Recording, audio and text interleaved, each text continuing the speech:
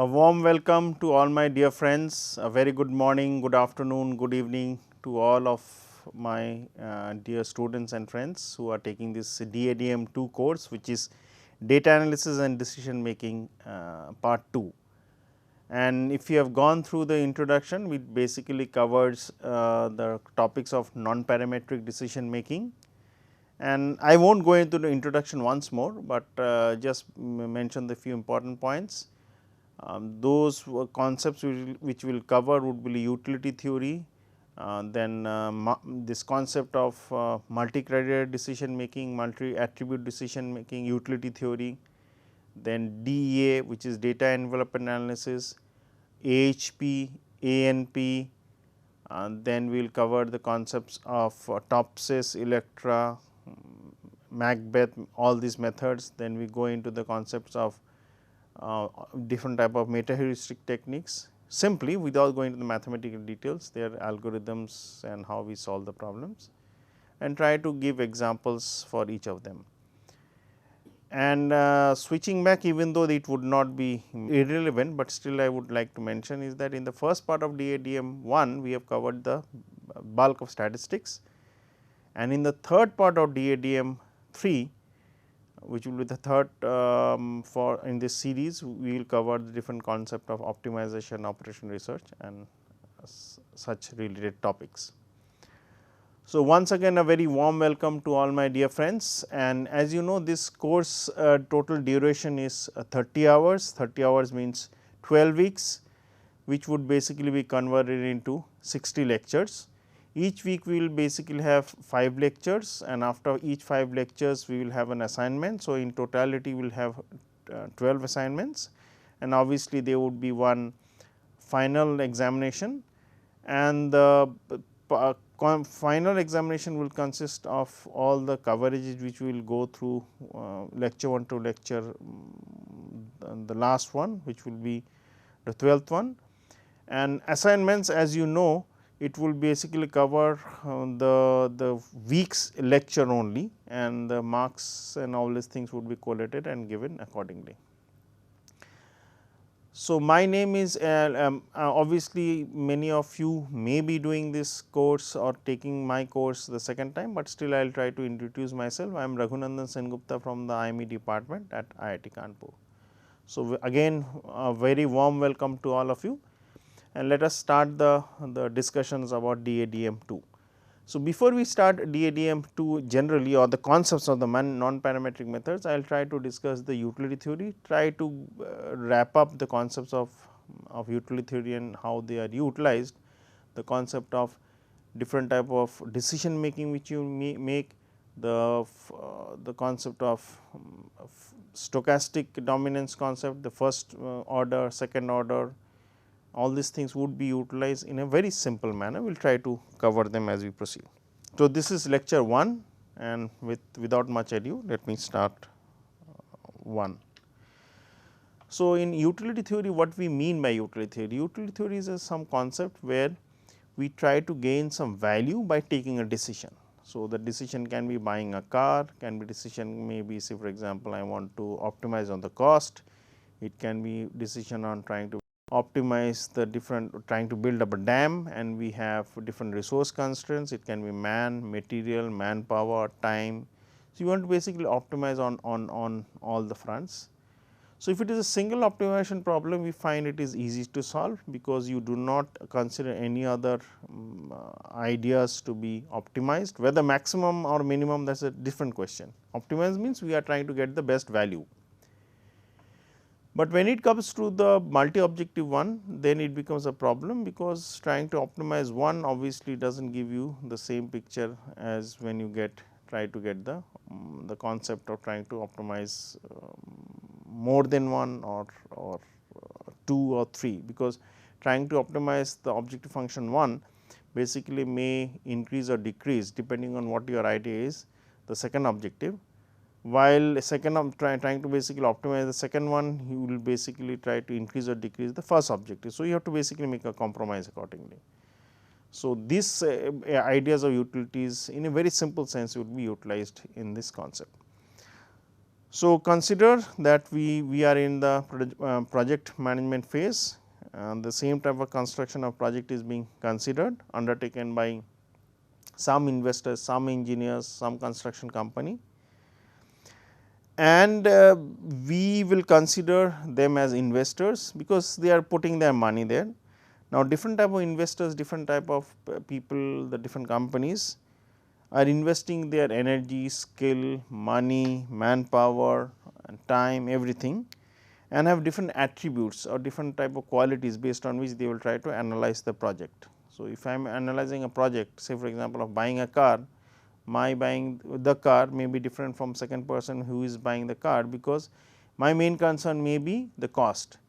The second person main concern may be, say for example, the space the car has, because he or she may have different big family, friends to help them in the transportation work, or they want to have a pool car where they want to go to office, or it may be a person who wants to have his budget constraints are not there, his space constraints are not there, but he wants to buy a expensive car, show to his friends or her friends that yes, I have a car. So, obviously, there are different attributes based on which a decision can be made. Another decision can be, say for example, I want to buy a house. So, when I am buying a house, my main decision of buying the house may be obviously is the cost, but other things can be how near is it to the bus stop, how near is it to the metro stop, or how safe is this locality where I will be staying, or it can be, say for example, how close is the market shop, or how close is basically the hospital, or maybe how close is the school. So, there would be different attributes, different ideas based on which I will take the decision. So, this in this example which you are considering, or the discussion which you are having, they would have different attributes and a different type of risk perception. So, the word risk I am using for the first time, but the risk would basically mean in a very simple sense the overall loss the person would be facing. It can be risk, if you know from very simple statistical sense, can be sigma or sigma square, which is basically standard deviation or variance. In the concept of finance, it can be beta, and they can be different type of different type risk concept also. So, that is to say, each of the investors or the companies has with him or her a specific opportunity set.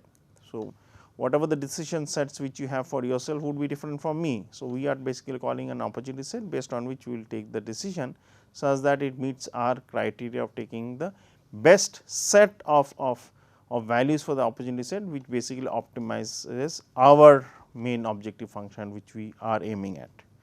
So, this opportunity set is specific to that person only. So, as I said, it will change from person to person. So, if my opportunity set is basically the car A, B, C, the other opportunity set for that person may be, say for example, car A, B and D, C is not there for him or her. So, obviously, the opportunity sets are different, and the criteria based on which we are going to take the decision. We means me when I am buying the car, and the other person when he or she is buying the car would be different, based on which they will take the decision to maximize or minimize their overall utility or the value which you want to have by buying that particular product. Consider a shop floor manager has two machines. So, let us discuss in a very simple sense. Consider a shop has the machines A and B. So, both are doing some same type of operations. It can be a lathe machine, it can be a CNC machine, it can be a turret, it can be a grinding machine, it can be any welding machine, whatever it is. And the outcomes for these two different machines are given. So, outcomes means the amount of productivity or the amount of work the machines are able to do in the normal circumstances. So, consider machine A has an output. So, the values which you see so called in column, where I will just highlight it with the pointer on the first column and the third column. These values I will come to the specific the reason how the values are calculated. For the time being, consider these values are given. Obviously, they would change from person to person, from machine to machine, from decision to decision, but why they change I am not going to consider it immediately. So, consider the values are given and this the second column and the fourth column, which is PI's, are the corresponding probabilities. So, probabilities also would be dependent on the person, but for the time being we will consider them to be given again as I said for the values. So, machine A has an outcome of 15. 15 can be a unit, can be in rupees, can be in yen, can be in dollars, can be in whatever, Canadian dollars, can be UK pounds, can be, say for example, in liters, can be in grams, can be in kgs, whatever it is. So, the outcome values are given in as 15 with probability 1/3. The next outcome is 10 with the probability of 1/3, and the last outcome is 15 again with the probability of 1/3. So, now the question would be, you would be asking that why there are two 15s, we could have merged them and basically said the probability is 2/3. The reason is that depending on the decisions, whatever you take, the values are coming. So, I may take decision 1, there also the value is 15. I may also take a decision 2, there also the value is 15. So, the different type of routes which I take or different type of decisions I take are different, but the end results are coming out to be 15. That is why I basically put them as two different rows for machine A. Similarly, if you go to machine B, there are values of 20, 12 and 8 with the corresponding probabilities again as 1/3, 1/3, 1/3, that means all the probabilities are different. So, here the 20, 12 and 8 are different. So, obviously, there would not be any confusion if in the case if you had any confusion for two different 15s for A and then they being written differently with same probabilities of 1/3, 1/3. Now, in reality what would the person do if he or she has these two outcome sets, that the machines which are producing and I want to find out. So, consider these 15s are values in some units and they are net worth or the values which accrues to that decision maker. Now, if the person has to take a decision for machine A and machine B, for A we would basically have the expected value of the outcomes, which will be given by 15 into 1/3 plus 10 into 1/3 plus 15 into 1/3, the value comes out to be 13 and 13 and 1/3.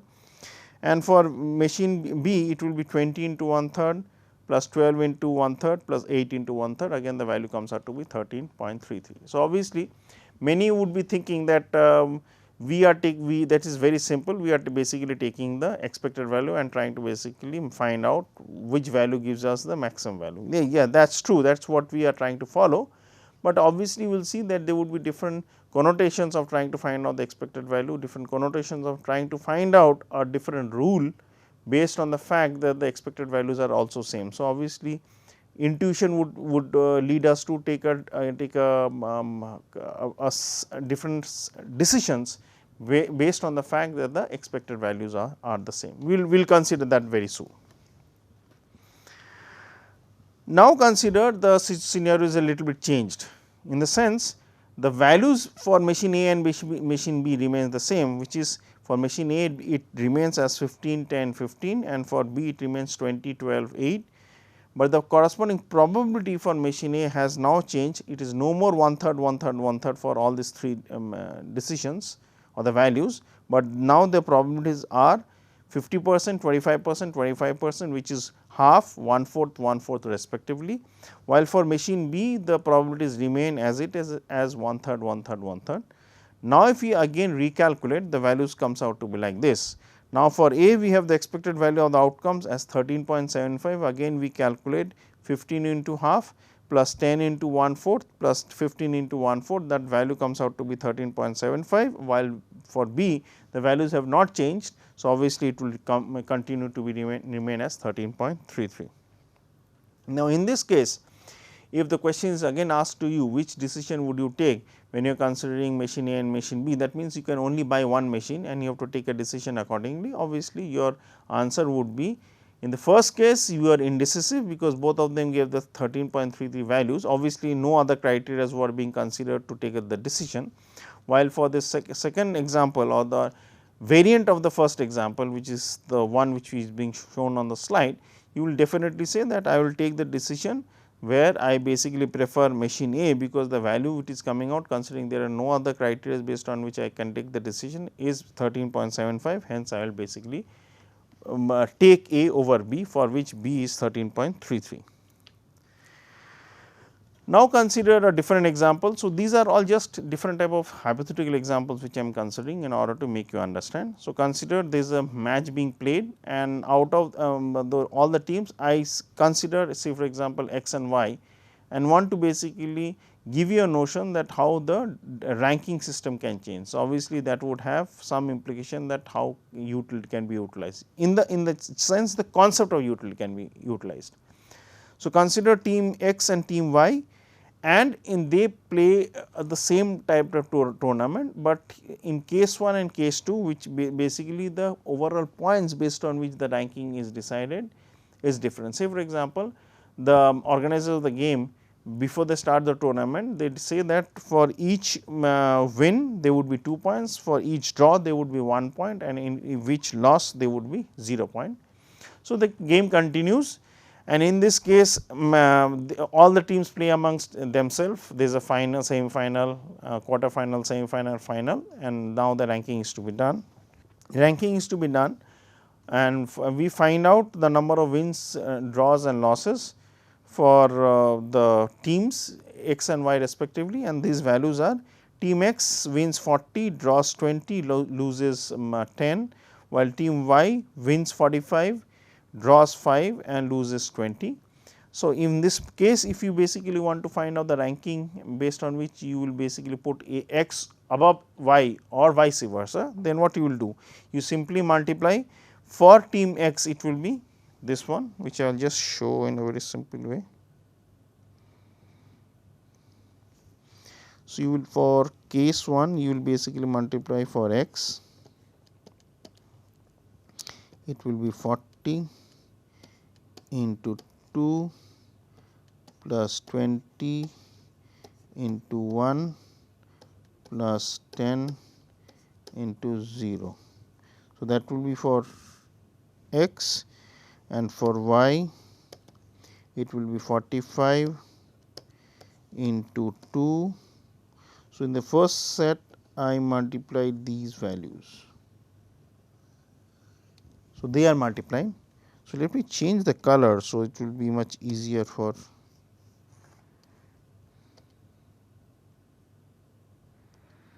So, in the second set, let me put it green. In the second set, the multiplication would be this. So, that would be y 45 into 2 plus 5 into 1 plus 20 into 0. So, based on that you will basically do the ranking.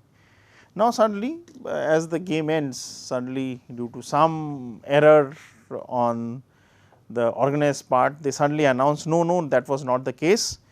The wins, draws and losses won't be given as 2, 1, 0 as already been decided.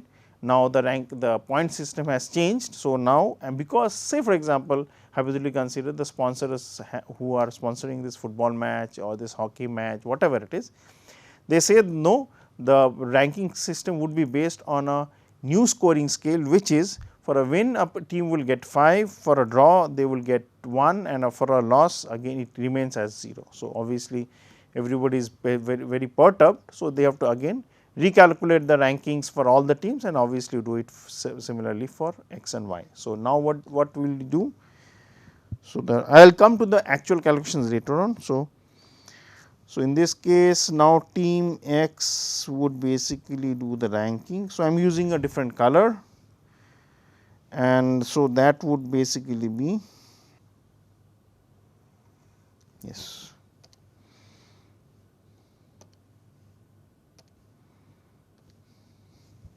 So, for X it would be 40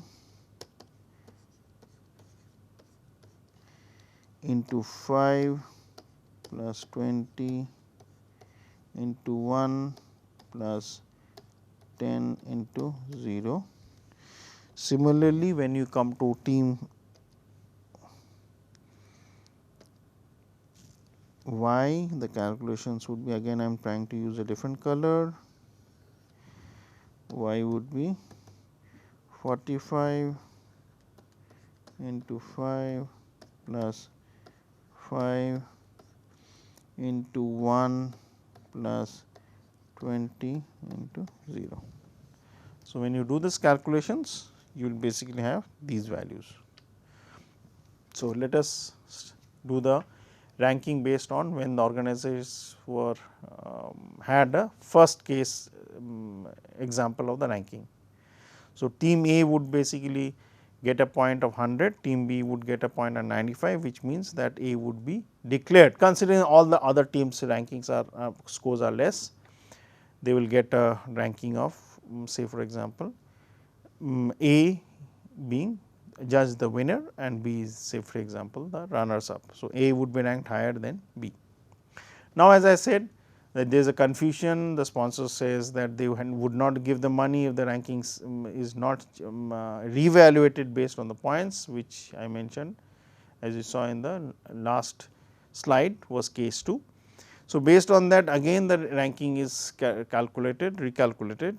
Now, whether A and B would be the first and second, I am not going to comment on that, because that would change, because other teams would definitely get a different set of ranking and some may basically, it is possible some of the teams may be ranked higher than A or B. But I am only comparing sorry not A and B, X and Y. So, I am not comparing the overall first and second, I am only comparing the relative ranking of X and Y. So, A and B. So, teams A would basically have a point of 220 and team B would have a point of 230, which would mean, because the calculation what I have shown in the last slide, which would mean that B would be ranked higher than A. So, B is ranked the ranking system has changed. Now, no more A is higher than B, but B would be placed on a higher level than A. Now, whenever we are doing this utility calculations, if you remember, I did mention and many of you must have got the hint, is that we need to basically find out the expected value and based on that we proceed. So, on a general nomenclature we would basically have the expected value of utility given by the multiplication of the utility function multiplied by its probability and then we will sum it up.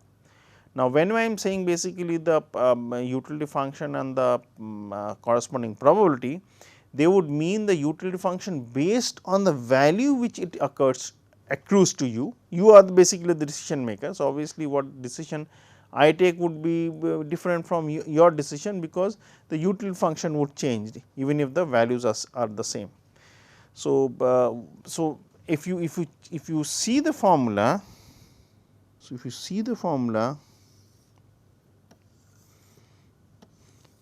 the expected value of utility, expected value is given by the multiplication of sum, you will sum it up later on, but the multiplication of utility, which is this one,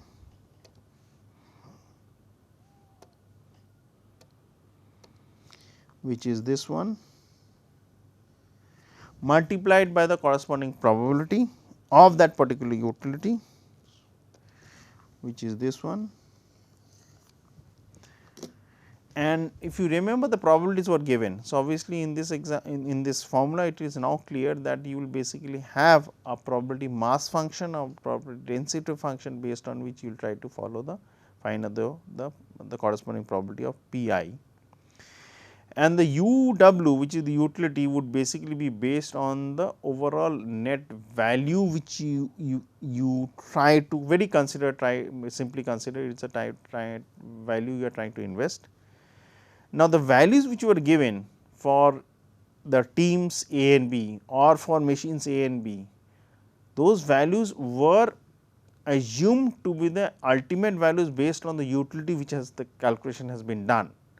So, obviously, there is an underlying utility function in which you will try to basically put your net worth based on which you are taking the decision, and once you basically get the decision, the values which it accrues to you is basically the utility based on which I will be doing all the calculations. Here UW is the utility function, which is a function of the wealth, when we consider the wealth as W. Now, this wealth would be, I am using a very generic symbol or a variable W. It can be amount of money, it can be amount of material, it can be amount of of different type of manpower which you are utilizing. Time can also be a factor, but we will consider in the very simple sense this is the wealth W. While NW is basically N, a function is basically the number of outcomes which basically accrues to that only decision. So, say for example, if I am taking a decision where the outputs are 15 if you see and the corresponding probabilities are given. So, the numerator in that probability is basically the NW which I am talking about, and obviously the denominator is the summation of all the NWs or all the different type of events which are occurring based on which I am trying to take a decision for the utility. Now, once you multiply each and every term, you sum them up, and the value which you get is basically the expected utility. And as you remember, I did mention, and if you have seen in the slides, you basically try to maximize the expected utility.